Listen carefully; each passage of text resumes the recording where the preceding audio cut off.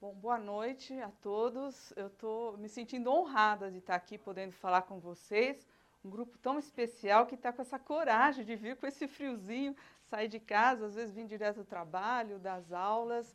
E eu confesso que eu estou também emocionada de falar para um público tão heterogêneo. Eu acho que eu nunca falei com uma plateia tão diferenciada, com o pessoal jovem, pessoal mais jovem ainda, os bebês. Então, assim, eu vou tentar usar uma linguagem que atenda a todos. Então, se estiver falando de uma forma muito complicada, levanta a mão, posso usar termos que vocês não entendam. E também, se eu estiver falando coisa muito básica, fala, hoje, isso já cansamos de ver. A professora Liz já perguntou quem veio aqui nas outras palestras, então talvez tenha até um pouquinho de sobreposição, se alguém falou de estrelas. Mas eu preparei a apresentação de uma forma que tenta apresentar coisas talvez não tão novas para quem já assistiu várias, mas tem umas surpresinhas para o final. Gente, formação estelar é mais ou menos assim como essa imagem que vocês estão vendo aqui. Tem uma questão aí meio nebulosa, obscura, que você não sabe direito no que vai dar, mas que no fim gera aí um grupo de estrelas brilhantes e fabulosas, né? Na verdade, a gente sabe de onde vêm as estrelas, elas nascem nesse tipo de nuvem interestelar. A gente sabe, quando elas são jovens, que características elas têm. E um dos grandes desafios da astrofísica atual é entender essa passagem, como é que a partir da nuvem chega na estrela, porque a gente começa a trabalhar numa região de um domínio espectral complicado de ter um detalhamento do que está acontecendo, e são objetos muito distantes e por isso para a gente aparecem muito pequenininhos, então fica difícil de resolver espacialmente, né? Então essa que seria um pouco a surpresa que eu ia contar no final, que é a parte da pesquisa que eu faço nesse entendimento da passagem aqui do objeto nuvem para chegar no objeto estrela. Você viu que o astrônomo é metido, né? Para a gente, uma nuvem, uma estrela é um objeto. Põe numa caixinha que tudo bem. Então, eu dividi a apresentação em 3 partes. Primeiro, eu vou precisar dar uma aulinha. O professor não aguenta ficar sem ficar ensinando, né? Então, eu vou dar uma aulinha aqui, falando quase que do final da história, das propriedades das estrelas. Aí sim eu falo um pouquinho da formação estelar, dentro do que dá para passar de uma forma mais genérica possível, e finalmente eu falo da pesquisa. Então vamos tentar não perder muito tempo. Vou começar nessa parte das propriedades das estrelas. Primeira pergunta, onde que estão as estrelas, né? Bom, estão no céu, óbvio, né? A gente olha para o céu, vocês vieram aqui olhar o céu para ver estrelas e outros objetos, né? E eu vou começar falando dessa parte do céu que eu selecionei para falar. É um céu aqui do hemisfério sul, dá para reconhecer aqui pelo Cruzeiro do Sul, né? Que é a nossa constelação, logotipo aí de todas as nossas associações. E vou começar já de cara desmistificando alguma coisa para vocês, para quem não ouviu falar ainda, que as constelações são grupos aparentes de estrelas, porque a gente está tendo uma visão projetada. Essas estrelas estão distribuídas numa versão tridimensional, mas daqui a gente vê todas nessa forma achatada. E os antigos olhavam para isso, deviam ter um céu maravilhoso, né, sem poluição luminosa, e eles associavam figuras mitológicas a essas constelações, esses grupos de estrelas. E é interessante que cada grupo, cada região na Terra tinha uma visão do céu meio que diferente. Na Europa se via assim, pelos gregos, por exemplo.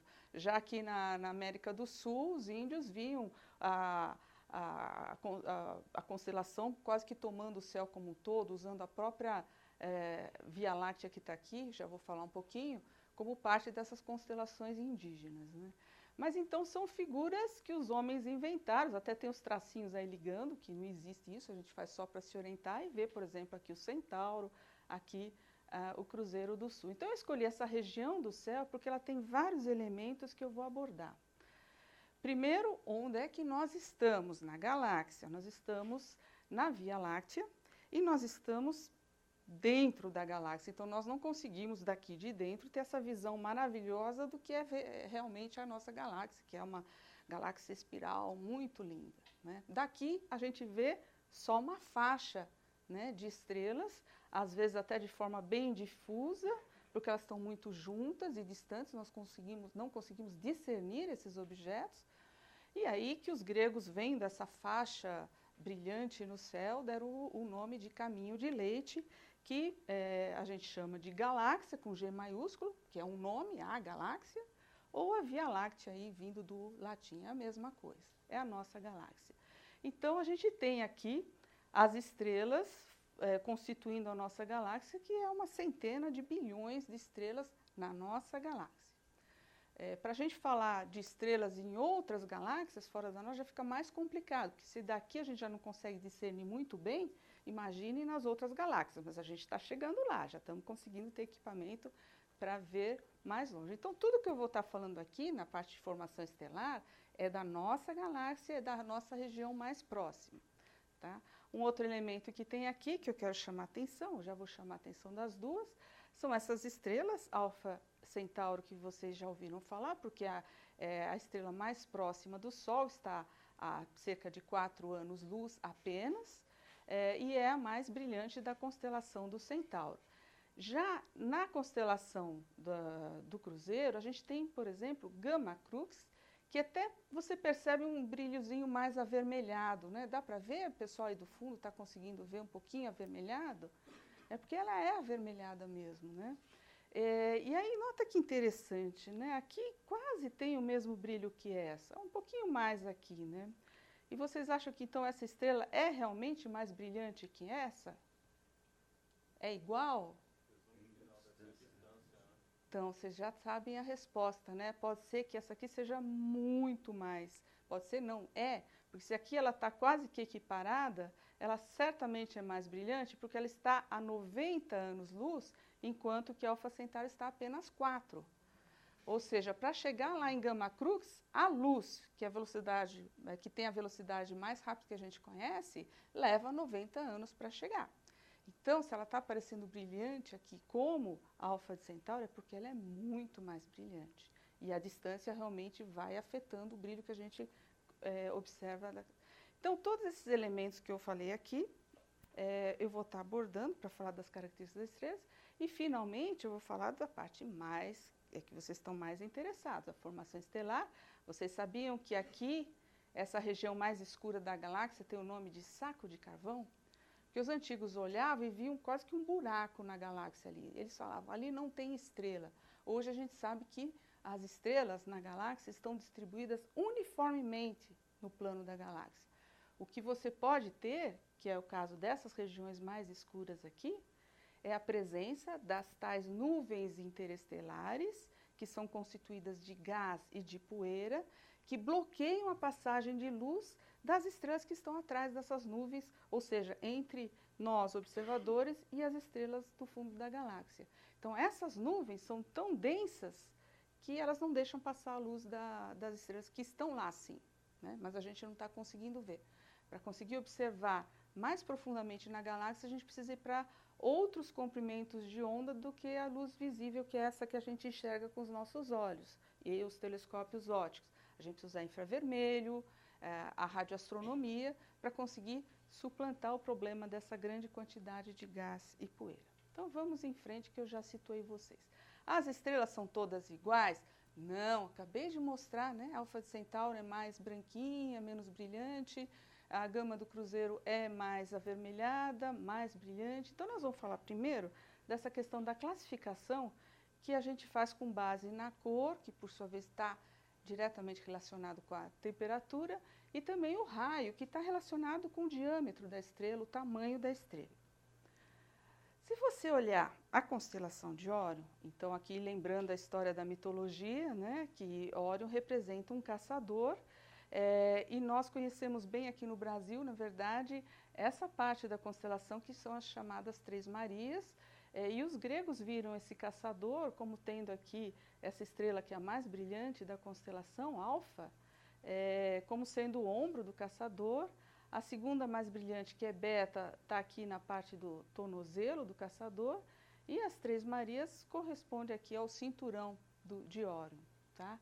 Se você olhar com um binóculo, você vai identificar que essa estrela Alfa Orionis, que também é chamada Betelgeuse, ela é mais avermelhada, porque ela é mais fria.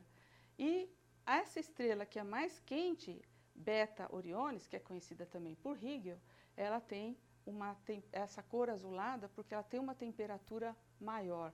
Se a gente faz observações mais detalhadas, a gente sabe exatamente a temperatura superficial. Aqui eu não vou falar das temperaturas no interior das estrelas, que chegam a milhões de graus. Aqui eu vou falar da superfície, a borda da estrela tem temperaturas de milhares de graus. Aqui no caso, Kelvin.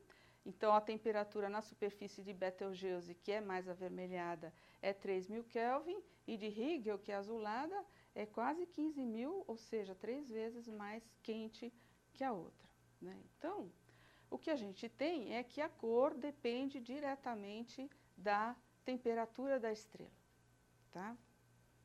E a forma que a gente calcula isso é através desses gráficos que mostram a intensidade, aqui uma intensidade relativa de tudo que a estrela está emitindo, mas em função do comprimento de onda, porque a luz chega para a gente na forma ondulatória, como a onda na água. Então, você sabe quando tem a crista da onda e você tem a distância entre as cristas da onda? Isso dá o comprimento da onda. Então, a gente tem aqui o comprimento da onda aumentando para cá. E o espectro visível, do jeito que a gente enxerga, está mais ou menos nessa faixa de comprimentos de onda. Sendo que para os maiores comprimentos de onda a gente tem o lado vermelho e do lado dos menores comprimentos de onda a gente tem o azul, a cor azul. E a emissão da estrela está ligada com a temperatura. Aqui, por exemplo, tem a curva, né, representando toda a emissão da estrela em todo o espectro, com uma estrela que tenha 30.000 Kelvin. Olha onde cai o pico do máximo da emissão dessa estrela, na região aqui, indo para o lado do ultravioleta. E nessa estrela de 3.000, olha onde está o pico de máximo de emissão dessa estrela mais fria. Está na região do infravermelho, depois do vermelho. Ou seja, é esse tipo de gráfico que representa, o que indica a cor da estrela relacionada com o quê? Temperatura, tá? Outra coisa interessante é que se a gente calcular aqui todos os pedacinhos embaixo dessa curva, a gente tem a porção total de energia que foi emitida pela estrela, o que a gente chama do fluxo total emitido pela estrela. E isso, ele é proporcional, esse símbolozinho aqui, para quem não conhece, é proporcional. Quer dizer, não importa muito o que vem aí nessa equação, mas o que é importante saber é que é proporcional à temperatura à quarta potência, ou seja, você pega 3.000 Kelvin, multiplica por ele 4 vezes esse número e você vai ter o quanto esse fluxo é grande. Agora, imagina se em vez de 3.000 eu colocar 30.000 aqui. Vai dar um fluxo muito maior, tá? Então, é o que está representado nesse gráfico. Aí vocês falam, nossa, mas que chatice esses gráficos aí, né? A gente adora gráfico. Eu acho que esse faz vocês entenderem um pouquinho melhor. Esse seria o espectro de uma estrela de temperatura superficial da ordem de 6.000 Kelvin, que é como o Sol. Aí você vai falar, o Sol emite apenas nessa região aqui principal do visível, onde está acontecendo o máximo de emissão do Sol? Não, ele emite também nesse lado aqui do infravermelho, só que com intensidades um pouquinho menores. E também emite no lado do ultravioleta, que vai também caindo as intensidades conforme você vai indo para os menores comprimentos de onda. Então, o que a gente tem é que a cor da estrela, que é amarelada do Sol, vem por conta desse máximo que está acontecendo exatamente ali no amarelo. Tem gente que diz que vai meio para o verde, né? Eu já ouvi dizer que esse comprimento de onda, onde tem o máximo mesmo de emissão, está até mais para o verde, mas o nosso olho não tem essa sensibilidade. Então, a gente acaba enxergando o Sol amarelo. Mas, no fundo, a gente diz que o Sol emite essa luz natural, que a luz branca é, na verdade, a mistura de todas essas luzes aqui que compõem o arco-íris. Vocês sabem que para a gente ver o arco-íris, a luz precisa passar por uma espécie de prisma. No céu, passa pelas gotinhas de água e forma um arco-íris. Mas é o prisma que faz a luz se dividir em vários comprimentos de onda, ser decomposta. Porque quando a gente observa no total, antes de passar pelo prisma, a gente chama isso de luz branca. É a mistura de todas as cores, tá? E o tamanho das estrelas? Aqui eu estou até exagerando, eu coloquei para comparar o tamanho da órbita da Terra, que é 215 vezes o raio do Sol, comparado com o tamanho da órbita de Marte, que é 325 vezes o raio da nossa estrela, comparado com o quê? O raio de uma estrela gigante chamada Betelgeuse, que eu já contei para vocês, que é aquela gigante de Órion, Alfa Orionis, que é vermelha. Ela tem um raio de 300 vezes o raio do nosso Sol. Bom, a gente sabe que aquele brilho intrínseco das estrelas que eu chamei de luminosidade, ele vai ser proporcional ao fluxo total emitido na estrela e a área da esfera. Para quem não viu, mas eu acho que aqui todo mundo é grandinho, já deve ter visto que a área de uma esfera é 4πr², o raio da esfera ao quadrado. Então, se a gente multiplicar a área total dessa esfera, que é a estrela, pelo fluxo emitido, a gente tem esse brilho intrínseco, que é a luminosidade das estrelas. Mas a gente viu também que o fluxo ele é proporcional à temperatura à quarta. Então, se no lugar desse fluxo total aqui eu colocar o T à quarta, eu fico com uma expressão para a luminosidade da estrela como sendo proporcional ao raio ao quadrado e à temperatura à quarta. Então, são esses dois parâmetros que vão fazer a estrela ser mais brilhante ou menos brilhante, não da forma que a gente enxerga aqui, porque aí a gente tem esse problema da distância afetando aí o brilho aparente. Mas se você considerar o brilho intrínseco que foi realmente emitido, vai depender do tamanho, com o raio variando com o raio ao quadrado, e da temperatura variando com o raio à quarta. Anotaram aí? Vai cair na prova, hein? Vou mostrar aqui essa questão dos tamanhos de uma forma comparativa que eu acho que facilita bastante. Aqui vocês estão vendo a Terra, a Lua, Marte, Vênus. Vê que da escala dos corpos menores, aqui são as outras luas dos outros planetas. A Terra é bem grandinha comparado com os menores. Mas comparado com Júpiter e Urano, que são os planetas gigantes, a Terra é bem pequenininha. Piora muito quando a gente compara com o Sol. Os próprios planetas Júpiter e Saturno, que estão aqui, que são os planetas gigantes, são bem miudinhos perto do Sol. E a Terra, gente, nem aparece mais aqui. A coisa só piora, porque quando a gente compara isso que a gente acabou de ver, o Sol está aqui, ó. Alfa Centauri não é muito maior que o Sol, está aqui. Aí você vai para as gigantes, Sirius, Spica, Alnitak, Arcturus. Então, essas estrelas são chamadas gigantes. E a nossa estrelinha é anã. Então, a gente começa já a sentir um complexo de inferioridade desde já, né? Enfim. Mas tudo bem, a nossa galáxia, pelo menos, ela é grandona. O Sol é pequeno, a estrela é pequena, mas a galáxia é grande. Só que só piora, viu, gente? Olha aí. Quando a gente já coloca o Sol comparado com as estrelas supergigantes, ele já sumiu. Tem esse pontinho que está no centro da órbita de Mercúrio e a órbita de Vênus, que está sendo colocada aqui como comparação. Ou seja, a gente tem quase que uma supergigante como Gama Crux. Quem é Gama Crux? A tal que está a 90 anos-luz, que eu falei que ela parecia fraquinha. Olha o tamanhão dela aqui. Lembra que eu falei que a Alfa Centauri era parecida com o Sol? Então, é óbvio que aqui ela vai aparecer quase brilhante, porque ela tem tudo isso de superfície para estar emitindo bastante luz para chegar até a gente, tá?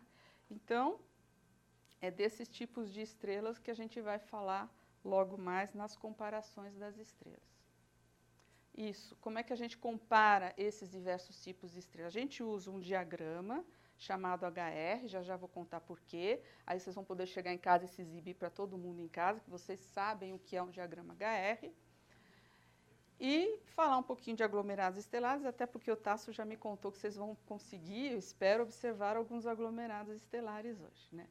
Mas primeiro, antes de chegar no diagrama HR, eu vou falar de uma forma comparativa com um exemplo do dia a dia.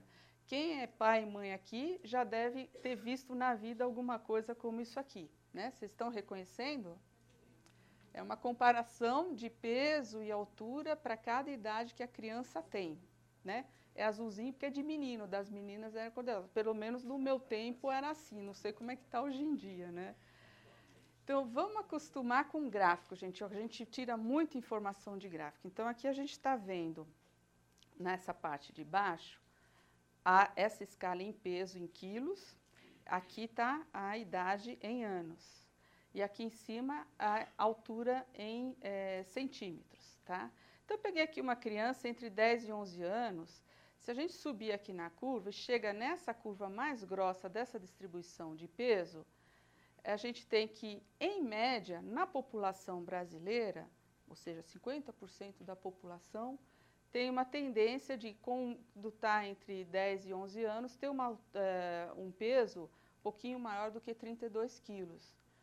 Todo mundo está aqui? Não, tem gente que pode estar um pouquinho acima da média, com 40 quilos, e gente um pouquinho abaixo da média, com 28 quilos. E essas que são essas outras curvas, conforme você vai se afastando da média, você vai tendo uma população cada vez menor, ou seja, tem bem pouquinha gente que teria só 20 quilos com 10, 11 anos, e também pouquinhas pessoas com pesos maiores. Então, vamos supor, a gente continua subindo aqui, a criança, então, com essa idade, teria uns 32 quilos. E que altura ela teria? Já contei mais ou menos para vocês, eu tenho que procurar nessa curva média, certo? Então, eu já posso prever que essa criança, dentro da média, teria da ordem de 1,40 m. Razoável? Razoável. Então, a gente já consegue identificar as previsões no gráfico. Agora, vamos ver a realidade, que vocês já estão notando alguma coisa aí. Os rabisquinhos é o que a mãe fez toda vez que voltava lá do pediatra, ou media lá na porta a altura, né, com a medida da altura da criança, e ia colocando os pontos conforme a criança ia evoluindo em idade, né. Então, se você pegar aqui na altura, essa criança da vida real está seguindo essa outra curva acima da média. Oba, a mãe ficou contentona, o filho ia ficar lá com seus 1,80 m e tanto. Não puxou a mãe pelo jeito, né? Olha o que está acontecendo aqui com essa criança. O que vocês estão notando aí? Peso muito acima do que deveria, né? Se ele tivesse aqui, nessa idade, ele tivesse 1,55 m, com 11 anos, ele é um grandão e teria que ter esse peso. Mas ele é normal, ele tem uma altura de 1,45 m. O peso que ele teria que ter nessa curva aqui esperada seria de 40 quilos. E aqui ele está com mais do que 48. Conclusão, nutricionista, controle alimentar, e agora está magrinho, graças a Deus. Magrinho ninguém fica, né? A gente é tudo fortinha na família, né? Mas, enfim, vocês perceberam que com esse tipo de gráfico eu consigo prever onde vão estar as crianças na média, um pouco acima da média, tanto em peso como altura. E é isso que a gente usa, não peso e altura, né? A gente vai ter um outro tipo de diagnóstico para comparar as estrelas.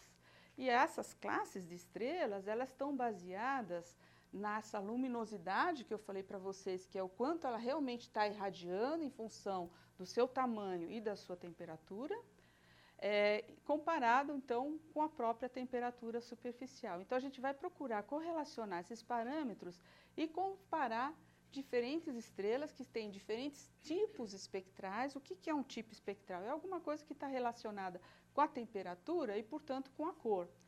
E também diferentes classes de luminosidade. E aqui, quando eu falo classe de luminosidade, eu estou falando estrelas com raios diferentes, se são gigantes, se são anãs, e assim por diante. Então, basicamente, essa comparação de luminosidade e temperatura, cor, tamanho, a gente está tendo uma classificação similar àquela baseada em peso e altura para identificar o biotipo da pessoa. E esse que é o diagrama HR. Né? Vocês viram, tem aqui luminosidade comparada com a luminosidade do Sol. Então, por exemplo, a estrela que tem uma luminosidade solar é a que está nessa posição aqui no gráfico. E aqui a temperatura, aí tem uma coisa esquisita que os astrônomos inventaram, que nesse gráfico a temperatura cresce para o lado meio contrário do que a gente está acostumado. Normalmente o gráfico aumenta para lá. Mas é uma convenção. Então, aqui estão as estrelas mais quentes, à esquerda do diagrama, e as estrelas mais frias estão à direita, E aqui estão os tais dos tipos espectrais que eu falei, são essas letrinhas que mostram mais ou menos a temperatura, né? Uma estrela do tipo M tem uns 3.000 Kelvin e é mais avermelhada. E uma estrela de uns 20.000 Kelvin tem tipo espectral B e vai aumentando até chegar no O. O Sol, por exemplo, é uma estrela do tipo G, que está aqui.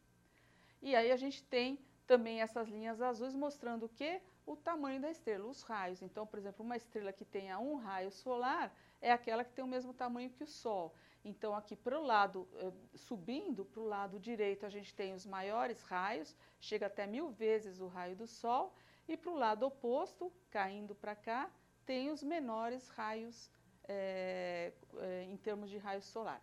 Ou seja, desse lado estão estrelas bem menores que o Sol, por isso que aqui a gente tem as anãs, e aqui as estrelas bem maiores que o Sol, que é onde estão as gigantes, e além de existirem as gigantes, temos também as supergigantes que estão nessa região do diagrama HR. Né? Uma coisa que eu queria chamar a atenção é essas faixas, essas regiões, elas são bem delimitadas, as estrelas não aparecem em qualquer lugar nesse gráfico. Ou elas estão aqui, nessa chamada sequência principal. Quem veio nas outras apresentações já ouviram falar na sequência principal? Sim? Do que era a sequência principal? Não vai cair na prova não, só para saber. É a fase da evolução estelar em que a estrela se encontra a maior parte do tempo da sua vida, porque é a maturidade da estrela. Ela não está nem nascendo e nem morrendo. E para o caso das estrelas, isso faz quase a vida toda dela, ela fica nessa faixa aqui. Sem mudar de temperatura, como o Sol que está aqui, com seus 6.000 de superfície, e sem mudar de raio, ou seja, a luminosidade não aumenta nem diminui.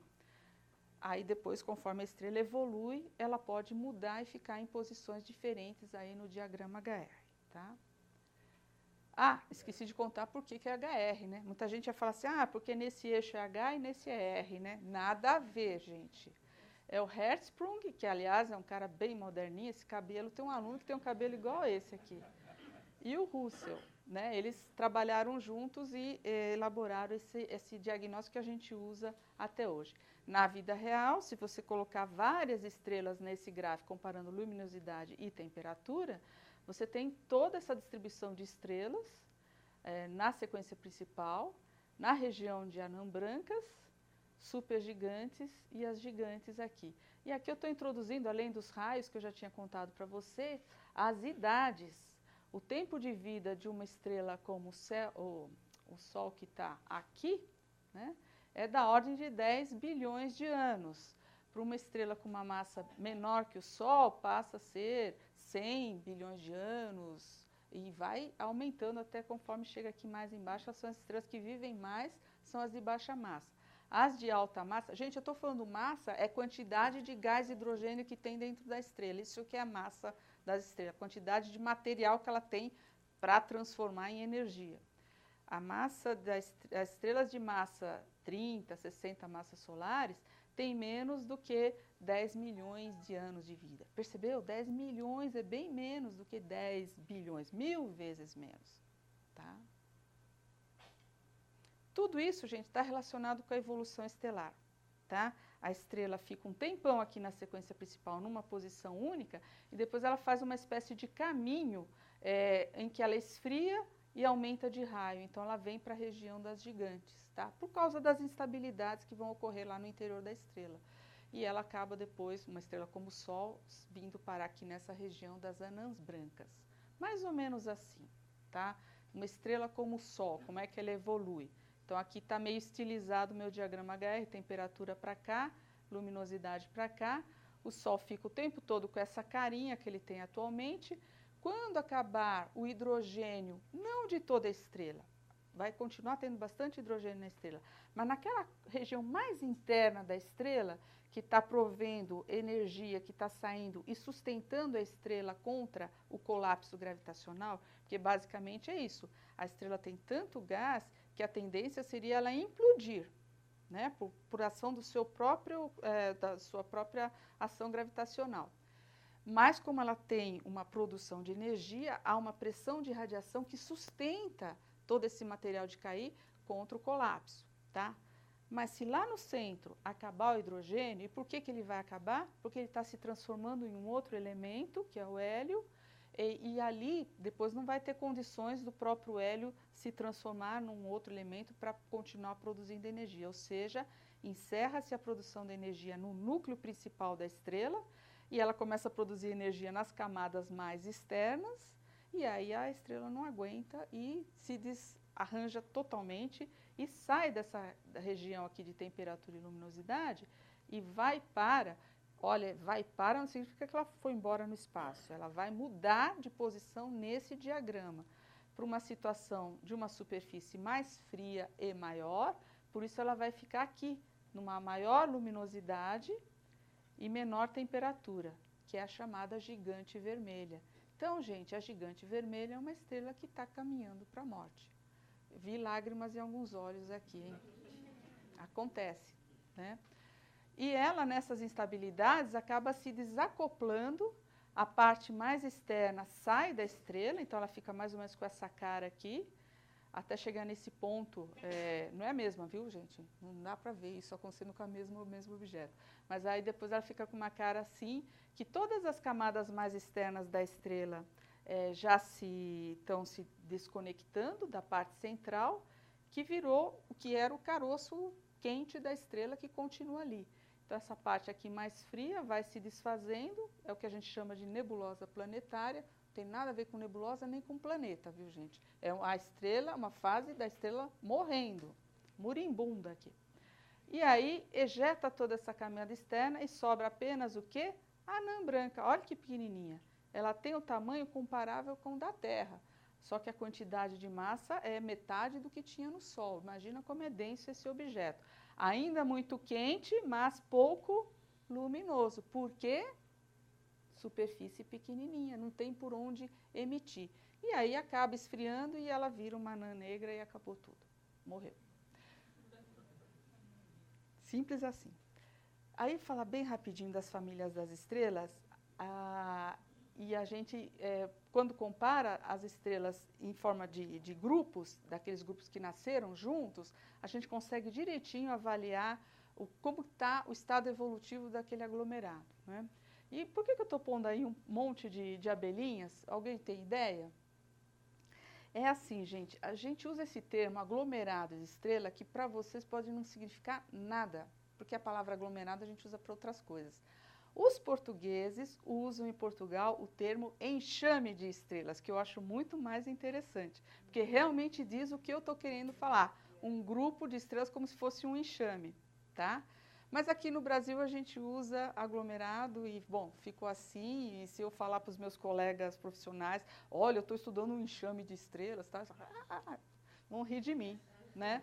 Esse enxame de aqui com vocês eu estou na intimidade, tudo bem, né? Ninguém vai me rir de mim. Esse enxame de estrelas aqui se chama Pleiades. É um aglomerado aberto.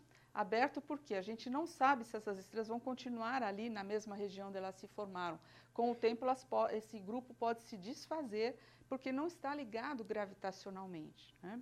Então, é chamado um aglomerado jovem. Olha, ele tem apenas 10 milhões de anos, então é bastante jovem, então ele está aí nessa forma ainda junta, mas pode ser que depois evolua de outra forma. Quando eu comparo, pego para cada uma dessas estrelas e vejo a luminosidade e eu comparo com a temperatura, eu encontro aqui uma distribuição bem comportadinha. Vocês estão reconhecendo essa faixinha aqui no diagrama HR? Sequência principal, ó, já 5 pontos na média aqui na frente. Batata, eu sei que esse aglomerado é jovem porque todas as estrelas estão na sequência principal. Olha esse aqui, Ômega Centauro, é um aglomerado globular. Ele tem esse nome porque ele forma esse enxame todo concentrado numa região única. Ele está ligado gravitacionalmente desde que se formou há 10 bilhões de anos, né? Bem mais velho que o anterior. E olha o que aconteceu com o diagrama HR. Tem um pedaço da sequência principal. Cadê o outro pedaço da sequência principal? Para onde foram? Para o ramo das gigantes. saiu daqui. Lembra que eu falei que essas que tinham massa maior, que fica aqui em cima, tinha tempo de vida menor? Então, esses 10 bilhões de anos foram suficientes para elas já morrerem, ou estarem a caminho de morrer. Por isso, você bate um olho num diagrama HR desses, você fala, é aglomerado velho, óbvio. E até pela curvinha aqui você consegue até determinar a idade. Porque conforme vai envelhecendo mais, essas aqui vão vir parar aqui. Então, um diagrama HR de um aglomerado mais velho ainda, teria menos estrelas aqui e algumas aqui. Só sobraria o rabicho aqui da sequência principal, porque elas vão continuar lá vivendo trilhões de anos, como a gente já viu. No ômega centauro, como é que fica a distância entre as estrelas? Ah, muito próximas, ali naquela região mais central mesmo, elas estão bem próximas. Você quer saber a escala de tamanho mesmo? Isso eu não sei dizer, mas é coisa muito, eu não teria o valor assim em unidades de Parsecs, essas coisas, mas em tamanho angular são segundos de arco. Não sei, Tasso, você que é o especialista aí de observação. Alguma coisa como 1/10 de ano-luz. 1/10 de ano-luz, olha só, eu não tinha essa informação, né? Mas é porque justamente elas foram formadas ali, agora eu vou começar a contar, né? Porque elas ficam assim, foram formadas todas de uma mesma região, muito juntas, e não saíram dali. Isso que é bacana, elas não foram cada uma para um lado, né? Então elas estão dentro de uma escala de tamanho de um embrião de uma nuvem formadora de estrelas, tá? É coisa de poucos parsecs ou poucos anos-luz aí. Então agora vamos falar do que vocês querem ouvir mesmo, que eu achei que eu me estendi muito na aula aí. Elas nascem nas nuvens interestelares. Ah, isso eu já sabia. O que são esses grãos de poeira que tem nessas nuvens que as tornam assim tão escuras? São partículas como as da fumaça de cigarro, né? Ah, mas eu vejo através da fumaça de cigarro. É, mas coloca um monte de fumaça de cigarro, assim, mais do que essa sala cheia, super densa. Você não enxerga nada do outro lado. É mais ou menos isso que acontece nas nuvens interestelares. E vocês veem que tem regiões assim, esses gruminhos que vão formando na nuvem, que vão ficando, adquirindo a característica necessária para a nuvem entrar em colapso e se fragmentar e formar as estrelas. Basicamente, sim, um berçário, já 5 pontos na média para você também. Já acertou que é o berçário das estrelas. Basicamente, eu vou falar dessas 4 etapas, e aqui nesse esquema desses estágios, eu estou falando das ordens de grandeza de idades, né, num período da ordem de milhares de anos, 10 mil anos, a gente tem essa estrutura da nuvem colapsando, né, por conta dos processos iniciais lá que já deram a ignição para a formação estelar. Forma-se, então, um grumo da nuvem, que vai ter tamanhos de 10 a 10 mil vezes a unidade astronômica. Já ouviram falar? É a distância da Terra até o Sol, é chamada uma unidade astronômica. A gente usa bastante isso no sistema solar, então aqui tem quase 10 mil vezes a distância da Terra ao Sol. Olha as temperaturas envolvidas, de 10 a 300 Kelvin, é muito frio. A formação estelar começa num processo muito frio, gente. Não é explosivo, não é quente, é frio. Depois de uns 100 mil, 1 milhão de anos, a gente já tem uma estruturinha assim, em forma de disco protoplanetário, né? Mas ainda tem camadas da nuvem aqui do resquício, e esse objeto tem da ordem de 1000 unidades astronômicas e temperaturas variando de 100 a 3.000 Kelvin. De 1 milhão a 10 milhões de anos, a gente já tem a estrela revelada, e aqui umas estruturas que estão sendo, vamos dizer, limpando o disco. Adivinha o que está acontecendo ali? Está nascendo o planetinha. Até chegar nessa situação, né, de 10 milhões a 10 bilhões de anos, em que você tem uma estrutura com 100 unidades astronômicas, mais ou menos o tamanho do sistema solar mesmo, e temperaturas aí, aqui eu acho que está errado, teria que chegar a 6.000 para falar aqui da temperatura da estrela. Então, etapa por etapa, só para vocês não saírem dizendo que eu falei muito rápido. Então, a partir da contração da nuvem, a nuvem está contraindo, mas ela também está girando. Então, é formado esse embrião, vamos chamar de embrião aqui, que é um casulo denso de gás e poeira, que futuramente vai gerar a protoestrela. É o nome que a gente dá para uma estrela bebê que está se formando. Então, esses efeitos aqui combinados, né, de rotação e de contração, vão causar uma transformação da distribuição da matéria, que começou aqui de uma forma quase que esférica, né, para chegar numa estrutura mais achatada, tá? Esse efeito combinado da rotação do sistema com a contração que está acontecendo vai levar o material principalmente para o centro, que é para formar a própria estrela, ou seja, a nuvem, gente, gera junto estrela e sistema de planetas. O disco protoplanetário é do mesmo material usado para formar a estrela. E aí essa rotação e combinado com a ação gravitacional causa uma distribuição do material no plano equatorial. É que nem quando a bailarina gira e o que acontece com a sainha dela? Ela fica no plano equatorial da bailarina. Então esse é um disco protoplanetário, a gente mal enxerga a luz da estrela lá no centro, o que a gente vê é essa faixa escura de gás e poeira que eu falei para vocês, interestelar. Aí olha que legalzinho, na protoestrela vão ocorrer ventos e jatos que vão limpando o material ao redor da estrela, aqueles resquícios de nuvem vão indo embora, vão sendo ejetados, e o que sobrou da nuvem-mãe vai embora e vai evidenciar a estrela central, no mesmo tempo que lá no seu interior iniciam-se os processos de produção de energia, quer dizer, termonuclear, fusão nuclear, que vai fazer a estrela brilhar, ou seja, a estrela nasceu, né?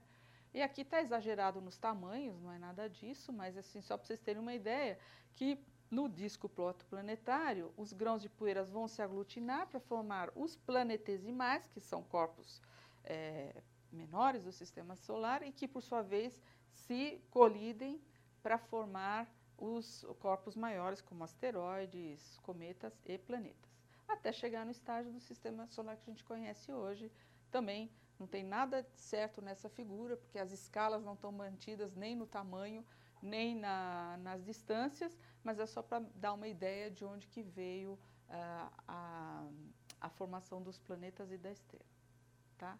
Agora vou entrar nessa terceira e última parte, que provavelmente ninguém ainda viu, que é da minha pesquisa nessa área. Eu estudo essa nebulosa, chamada nebulosa da gaivota, porque ela tem esse formato aqui bonitinho de uma asa, né, que é um berçário estelar.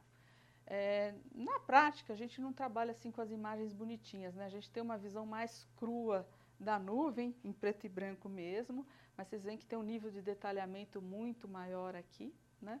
E é uma nebulosa de reflexão que fica na constelação de Cão Maior.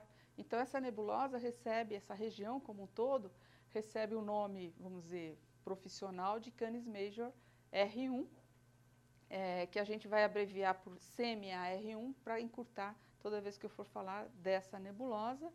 E o que eu faço mesmo é caracterizar essa região estudando por meio de raio-x e também usando espectroscopia óptica de multi-objetos. Eu gosto de falar esse nome completo porque fica chique, mas é mais fácil do que parece.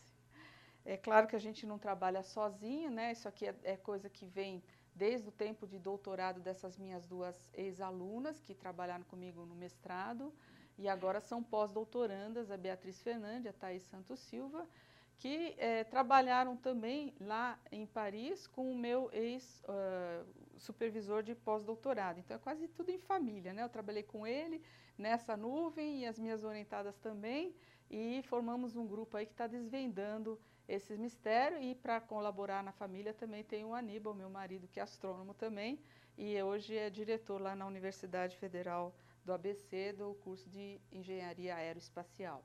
Então, você vê que a astronomia não é só para olhar as estrelas, a gente pode olhar os foguetes também, né? Dá para combinar as coisas aí. Eu estou mostrando aqui essa imagem também da gaivota, agora da forma que a gente realmente está acostumado, né? Norte para cima, leste para lá, é uma imagem direta do céu. E essas curvas aqui estão mostrando uma emissão em 100 micrômetros que está relacionado com o infravermelho distante. É um comprimento de onda muito grande que revela a poeira fria da nuvem. Então, você vê esses contornos aqui mostrando que, além da parte visível, que é essa do fundo, que a gente vê com o telescópio óptico, Se você observar no infravermelho, você vai ter o quê? Nuvem de poeira. Então, está associado ali gás, poeira e a presença das estrelas. Mas antes, por que eu falei de raio-x? O que tem a ver com eu olhar o esqueleto das estrelas? Porque é isso que vocês estavam pensando, né? Que eu fico olhando o esqueleto das estrelas. Mais ou menos, né? Na verdade, quando eu vou para olho para essa nuvem aqui e falo assim, bom, está cheio de estrelas. Todos esses pontinhos aqui são estrelas. Quais delas são jovens? Difícil, né? Para qual delas eu vou apontar o telescópio e confirmar se ela é jovem mesmo? Difícil, não dá para olhar para todas. Então, eu preciso de um indício, por exemplo, raio-x, que está muito relacionado com a característica jovem das estrelas. Então, a gente usou raio-x nessa nuvem. Por quê? Por que a formação estelar está tão correlacionada com a presença de raio-x? As estrelas jovens, pelo menos as de baixa massa, que são estrelas parecidas com o Sol, as pequenininhas, ela tem muita emissão de raio-x por causa que elas têm atividade magnética do tipo solar, tá? Só que muito mais intenso. Quando elas são jovens, a atividade estelar é coisa de 10.000 vezes a emissão de raio-x do que a gente tem no Sol hoje em dia, né? Então, essa é uma imagem do Sol, você vai falar verde, né? Verde para deixar diferente do amarelo, porque aqui eu estou querendo mostrar que é a emissão em raio-x. Então, veja como o Sol é ativo em raio-x. Se a gente esticar e transformar o Sol num tapete, vai estar relacionado com toda essa atividade aqui, as linhas de campo magnético, isso que dá as explosões solares que a gente conhece que até afeta a nossa vida aqui na Terra, né? Então, o que eu fiz? Eu apontei um satélite alemão de raio-x, o Rosat, que começou a operar no início dos anos 90, para a minha nebulosa, né? Na verdade, eu apontei para cá, porque aqui tinha um grupo que já tinha feito, então, o estudo em raio-x dessa região da nuvem. Esse contorno em cinza está mostrando mais ou menos o campo em que a gente conseguiu adquirir dados com esse satélite em raio-x. Então, sobreposto aqui a imagem de fundo, que é no visível, aqui está em negativo, porque fica mais fácil de realçar. Eu tenho esses contornos em pretinho aqui, mostrando todos os lugares onde eu tenho fonte de raio-x. Raio-x, estrela jovem, para onde que eu aponto o telescópio agora para tirar o espectro? Onde tem os contornos, ficou mais fácil de encontrar onde estão as estrelas jovens, certo? E aí a gente tem, então, uma forma já de detectar, pelo menos, as candidatas. Só que, depois do satélite Rosat, o alemão, veio um outro satélite, o XMM Newton, que foi lançado no final dos anos 90, com muito mais sensibilidade, né, e facilidade de detectar essas estrelas que são mais fraquinhas ainda, mesmo em raio-x, né? Então, a gente também usou um outro satélite mais moderno para apontar para essa mesma nuvem. Vejam que aqui eu detectei, na verdade, tem uma centena de estrelas jovens que não eram conhecidas anteriormente, né? Na verdade, é 92, tem umas 92 mais ou menos. E depois, quando eu apontei o XMM Newton, em homenagem ao grande pai da física, a gente nunca pode esquecer de dar os créditos para quem conseguiu explicar muita coisa para a gente, eu obtive tudo isso aqui. Tem 400 estrelinhas nesse pedaço aqui, tá? Olha como melhorou, apesar do meu campo de visão ter diminuído muito, lembra que antes cobria todinha a nuvem aqui, né? Agora eu só consigo, o telescópio ele é mais poderoso, mas ele tem um campo de visão menor. Mas eu consigo separar as estrelinhas melhor, então eu tenho agora 400 candidatas que são fontes emissoras de raio-x, podem ser estrelas jovens. E nesses quadrinhos amarelos, eu usei, então, agora sim vou falar lá da espectroscopia óptica de multiobjetos. Para esses quadradinhos, onde tinha várias candidatas, eu consegui obter o espectro. Eu usei para isso um telescópio muito grande, que é o telescópio Gemini. Ele tem 8 metros de diâmetro, né? E ele foi usado, então, para a gente conseguir ver em detalhamento as estrelas, o que elas realmente estavam emitindo, além do raio-x, agora observando no óptico. Esse telescópio, ele pertence ao Brasil de uma certa forma, porque o Brasil faz parte de um consórcio, contribui para manter esse telescópio, desde lá das origens. Então, é um dos grandes projetos que o Brasil entrou alguns anos atrás. Como a professora Alice falou no começo da apresentação, a astronomia está sempre se envolvendo nesses grandes consórcios internacionais. Por quê? Para a gente é ótimo, eu consigo falar, olha, quero usar esse telescópio, me dá aí umas noites de tempo. Pensa que é assim fácil? Eu tenho que concorrer com todo mundo, né? Mandar projeto, pedir e provar que eu vou conseguir produzir resultados com eles. Não é fácil conseguir o tempo, mas para nós brasileiros é uma oportunidade. E por isso mostra a importância da gente estar nos grandes consórcios. Você fala, bom, o que é 8 metros de diâmetro?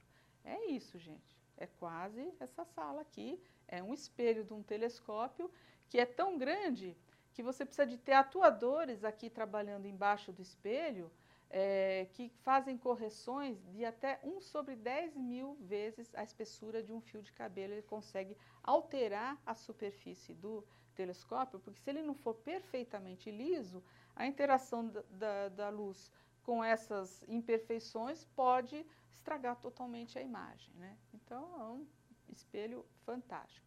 E aqui, meio para resumir o que eu fiz com esse telescópio, desculpem até eu estar usando aqui um slide em inglês que eu já tinha de outro trabalho, mas é porque não é para vocês se preocuparem muito com o que está escrito aqui. O que eu quero mostrar é esse tipo de estudo que eu faço, que é baseado em duas linhas principais, linhas espectrais do hidrogênio, chamada H-alfa, e essa aqui do lítio, que aparece aqui em absorção, nesses precisos comprimentos de onda, e que me indicam a juventude da estrela. A presença do lítio, gente, é muito interessante, porque o lítio vem do meio interestelar, entra na estrela. Conforme a estrela vai evoluindo, aqueles processos de passagem de calor por convecção dentro da estrela vão destruindo o lítio porque ele não é resistente às altas temperaturas. Então, uma estrela como o Sol já perdeu todo o lítio que ele tinha antes, quando ele nasceu. Então, se eu observo uma estrela e ela tem bastante lítio, ela é jovenzinha, não deu tempo dele passar por esse processo de destruição. E essa linha grandona que aparece aqui, até cortada aqui, a linha H-alfa é uma das transições do átomo de hidrogênio que normalmente elas teriam também em absorção aqui, tá? Mas por que acontece ela estar com esse pico máximo para cima do que a gente chama de contínuo da estrela? Porque você está tendo processo de passagem da matéria do disco para a estrela. E no que essa matéria cai na estrela, lembra que eu falei que tinha os processos do material da nuvem ir caindo? Aquece aquela superfície da estrela de tal forma que você tem a produção de uma linha de emissão aqui que não é normal nas estrelas. Então, beleza, eu apontei para aquela fonte de raio-x com um telescópio muito bom que me permitiu ver em detalhes essas linhas. E o que eu consegui ver? Juventude pelo lítio e juventude pelo processo de passagem de matéria que ainda está naquela fase de formação. Ela não é uma estrela como o Sol que já parou todo o processo que limpou todo o material que tinha ao seu redor, né? Então, é uma confirmação aqui, por esses critérios, de que eu realmente estava trabalhando com as candidatas que eram realmente jovens. Então, eu vou fechar a apresentação com esse processo todo que eu expliquei para vocês. Da nuvem interestelar, você forma um sistema planetário. Aqui a gente só está vendo o disco de lado e o brilho da luz da estrela está se refletindo nesse material resquício ainda da nuvem. Esse disco protoplanetário evolui para um sistema solar como o nosso, depois que a estrela nasce mesmo. Ela fica naquela fase da sequência principal a maior parte do tempo, mas depois ela começa a morrer, vira uma gigante vermelha, uma nebulosa planetária. Esse material ejetado também, nesse processo, é em forma de grãos de poeira. Para onde vão os grãos de poeira? Para enriquecer uma outra nuvem molecular para formar outras estrelas. Acontece que a gente não precisa só desses ingredientes, a gente precisa também, por exemplo, na Terra, a gente tem outros elementos que são os elementos mais pesados da tabela periódica, né? Ouro, ferro. E de onde vem tudo isso? Da morte de um outro tipo de estrela, que não é do Sol, é uma estrela de massa muito maior, que morre de uma forma bem mais catastrófica, né? É a explosão da supernova, que vocês já devem ter ouvido falar. Na explosão, no processo de explosão de supernova, os processos são tão energéticos que a gente tem, então, a forma de produzir os elementos mais pesados. E de onde vai esse material aqui da explosão da supernova? Enriquecer a nuvem molecular. Então, da morte de uma estrela, a gente tem o material necessário para formar outras estrelas. Então, a gente fecha isso que a gente chama o ciclo de vida das estrelas. E para que estudar formação estelar? Na verdade, gente, a gente está entendendo tudo o que a gente quer, de onde a gente veio e para onde a gente vai. Não é isso que a gente quer saber? Então, eu vou parar por aqui e agradecer a paciência de vocês e ter ficado acordados tanto tempo.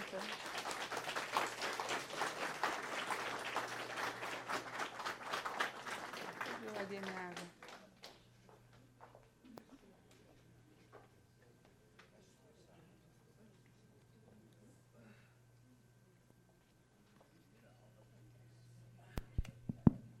Alô, pessoal, eu vou abrir agora algumas perguntas.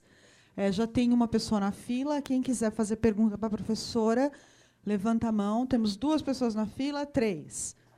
Já abre mais. Estou só pegando uma aguinha aqui, peraí. Obrigada. Desculpa se boa noite. Boa noite. Desculpa se a pergunta for um pouco leiga, mas é uma dúvida que me surgiu em relação ao surgimento, né, das galáxias e tudo mais. Em tese, é o mesmo material, certo? A explosão, em tese, são os mesmos materiais. Por que aqui, por exemplo, em outras galáxias não tem outro planeta, ou a gente ainda não sabe, planetas como o planeta Terra, se em tese são os mesmos materiais quando tem a explosão? Com certeza tem, Com a gente certeza. não consegue ver. Entendi. A gente mal consegue ver as estrelas individuais nas outras galáxias. Então, a gente precisa, você viu esse telescópio grandão. Eu precisei dele aqui para observar uma nuvem que está a 1 quiloparsec, ou seja, 1000 parsecs da gente. Então, é um objeto relativamente próximo da gente. Provavelmente existem outros planetas Terra. Muito provavelmente, porque o processo é o mesmo e o material é o mesmo, então nada impede. É que a gente não consegue ver com facilidade.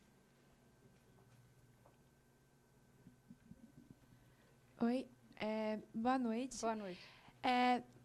Você falou um pouco das supernovas. Eu queria saber, tem as prováveis hipernovas, né, que a gente ouve falar. Qual seria a principal diferença de uma hipernova para uma supernova? É o tamanho, né?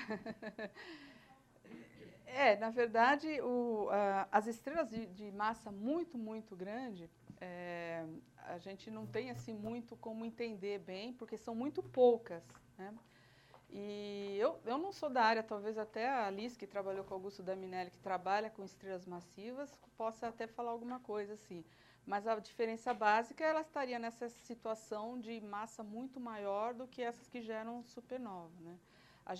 Essas supernovas, elas normalmente são aquelas estrelas que têm 8, 10 massas solares, mas a gente pode, em princípio, ter estrelas de 100 massas solares. O problema é que são muito poucas, então a gente não sabe para onde olhar. Quando a gente vê, de repente, já está explodindo, né? E, em geral, nas outras galáxias. Então, é mais complicado ainda, que a gente não consegue ver os detalhes, né?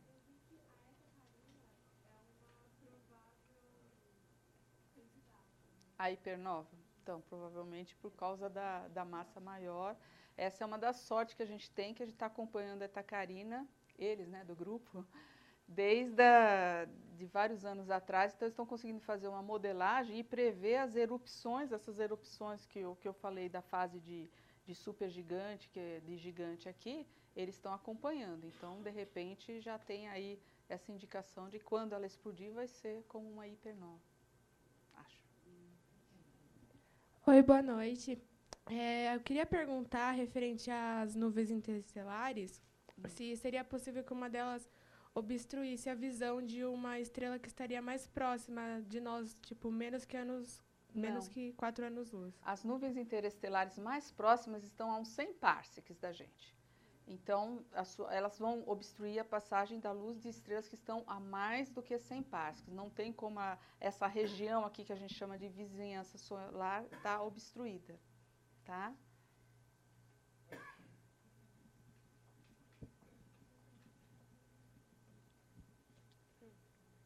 Boa noite. Eu queria perguntar exclusivamente sobre o Sol. Eu vi uma reportagem, um documentário, que falava sobre a destruição do Sol. segue alguma coisa de verdade, dizer que o núcleo vai virar um diamante gigante? É bonitinha essa ideia, né? Porque falou que depois que acabar todo o hélio e entrar em colapso, ele vai virar... É mais ou menos a história que eu contei. Então, assim, o Sol atualmente, lá no seu núcleo principal, está queimando. A gente chama queimar como se fosse combustão, mas é fusão nuclear, né? É um combustível nuclear. Então, ela está transformando hidrogênio, que está no centro, em hélio. Aí, esse núcleo de hélio vai crescendo e vai consumindo o hidrogênio do núcleo. Vai chegar um ponto que essa parte principal do centro da estrela só tem hélio. E continua tendo hidrogênio nas camadas seguintes. Esse hidrogênio continua queimando porque tem a condição necessária, que é altíssima temperatura e altíssima pressão, para você fazer fusão nuclear. Gente, fusão nuclear é muito facinho, né? Eu só tenho que aproximar uma carga positiva com outra carga positiva e juntar. Fácil, né? Não, tem a repulsão. Todo mundo aprendeu na escola que cargas de sinal iguais se repelem.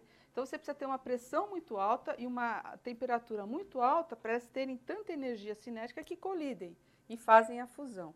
Então, no núcleo principal do Sol, a gente nunca vai ter a temperatura necessária para fazer a fusão de hélio com hélio, porque o hélio tem 2 prótons no seu núcleo. Então, agora, a repulsão entre 2 cargas positivas contra 2 positivas. Precisa de uma energia muito maior. Então, realmente, quando acabar o hidrogênio do núcleo central, os processos acontecem nas camadas mais externas, mas lá de dentro não. Então, ela começa a implodir e, ao mesmo tempo, ejetar o que está sobrando ali. E nesse colapso, sobra a anã branca, que a gente tem colegas, inclusive um colega chamado Kepler, né? Kepler Oliveira. A mãe já sabia que ele ia ser astrônomo famoso, né? Lá do Rio Grande do Sul, ele estuda as anãs brancas. E tem lá umas estruturas que eles associam lá as ligações dos carbonos, né? Você sabe que o carbono, então você pode fazer grafite como diamante, muda só a ligação da outra coisa. E aí eles usam esse exemplo da estrela de diamante, né? Mas vai acontecer.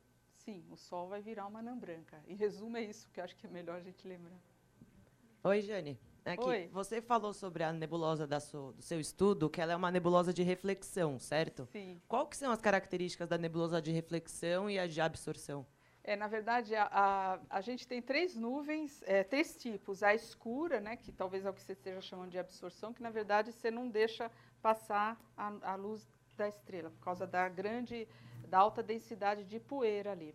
Porque o gás permite passar, é a poeira que atrapalha. A de reflexão é que ela é difusa. Então, tem uma estrela ali atrás, a luz vai bater nesses grãos, e como ela é difusa, não é muito concentrada, o grão reflete, a gente acaba vendo a nuvem brilhando pelo efeito de reflexão. Mas a gente tem também uma nebulosa que eu não falei, que é de emissão. Aí,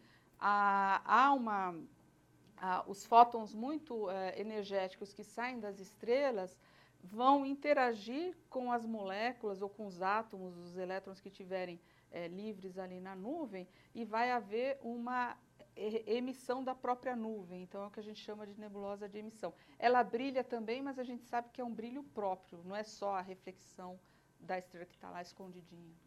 Respondeu? Beleza. Boa noite. Eu queria fazer uma pergunta, porque eu percebi que o sistema de criação das estrelas ele meio que se autoalimenta. E depois de algum tempo a gente sabe também que alguns elementos mudam pela formação das estrelas. Esse processo, se eu não me engano, ele se chama de entropia, e se não for, eu queria saber se a entropia, como ela entra nesse ciclo de formação do nascimento das estrelas. Não tem. Aqui a gente não está falando disso. Se eu entendi bem o que você está perguntando, o processo de realimentação é um processo químico, né, de produção, vamos dizer, do material, que é a poeira, e também dos elementos químicos que vão enriquecer a nuvem. Então, assim, a nuvem interestelar está lá, presente, perto onde morreu uma estrela, né? Se ela for uma supernova, ela vai espalhar esse material e a nuvem vai se enriquecer. Agora, o processo em si da formação, às vezes até pode ser como é que fala? Ter uma ignição por conta da onda de choque que a supernova passa pela nuvem e que faz, porque nem todas as nuvens estão necessariamente formando estrelas. Elas precisam ter alguma coisa que faça com que elas colapsem e até se fragmentem para gerar os tais dos casulos que eu tinha comentado, que vão depois virar as estrelinhas, entendeu? Então, você tem os dois processos, o físico, que é, vamos dizer, por exemplo, uma passagem de onda de choque, que gera lá a condição de densidade necessária para a fragmentação, e a parte química, que vem da contribuição da explosão da supernova ou da gigante vermelha com os grãos, né? A entropia que você está falando, eu acho que é um processo mais físico, assim, que a gente pode associar a um laboratório, alguma coisa de manutenção de calor e tudo mais, né? Conservação de calor, de energia, que não é o que eu estava abordando aqui. Pessoal, eu sei que várias pessoas pediram para fazer perguntas, mas a gente chegou no limite do nosso tempo, né? A gente tem que dar continuidade à atividade. Então, eu gostaria que a gente agradecesse novamente a professora Jane pela palestra. Obrigada a você, Jane. E bom céu para todos.